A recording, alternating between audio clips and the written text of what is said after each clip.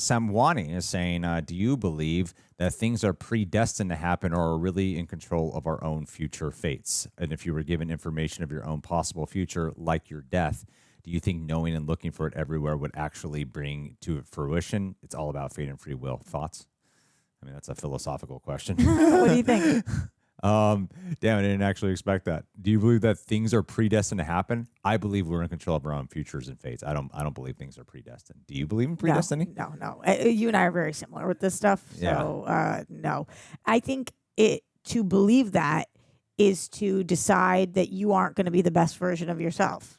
Absolutely. And I have to believe that every day I should fight to be the best version of myself so that I can make the world a better place and be a better person and family member, colleague, friend, all of that.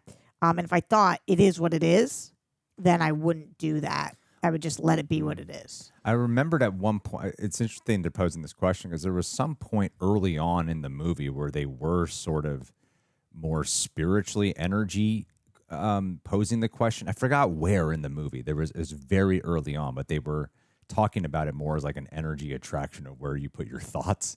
And then with this movie also introducing the idea of bloodline and genetic. Did you hear that fun fact about what the first Final Destination movie was supposed to be? Wait, I had a really hard time just following you. They were being spiritual in this movie. There was one. You're talking about when she said she's walking through everything. She kind of felt it.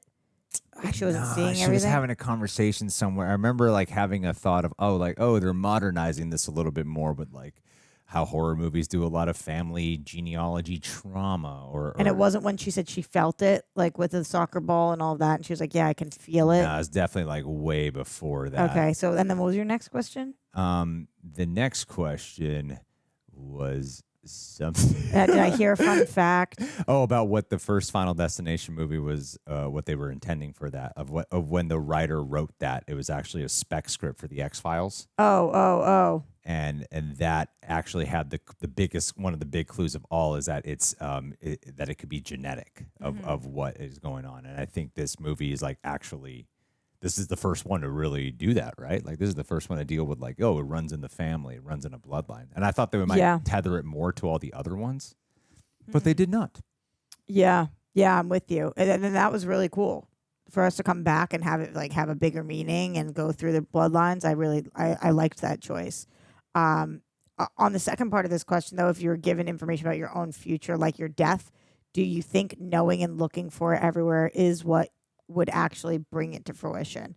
So how do you feel about that? I think that's kind of what I was getting. I think I don't remember the exact line. There was something very early on in the movie where there was a conversation happening that was kind of along this thought process of like maybe by think about what happened to the brother. Was it with the roommates in college? No idea. And she's like, because I'll kill you, the blonde girl? No idea. But think about what happened with like the one with the piercings, the brother with the piercings and stuff, of how it seems like in some ways he attracted the death onto himself instead of death choosing him, from where his attention was focused.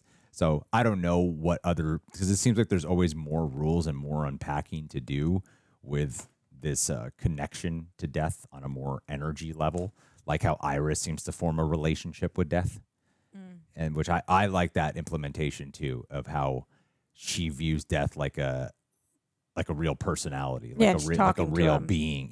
Not today. Yeah. Yeah. For me, I would love to know when I was going to die. I think it'd be so helpful for my life. Really? Oh my God, I would love to. People say like, would you want to know how and when you were going to die? I don't think it's been predetermined, so I don't think I could know that. But if it was predetermined, I would love to know, and I think it would make me live a better life. That's a really good point.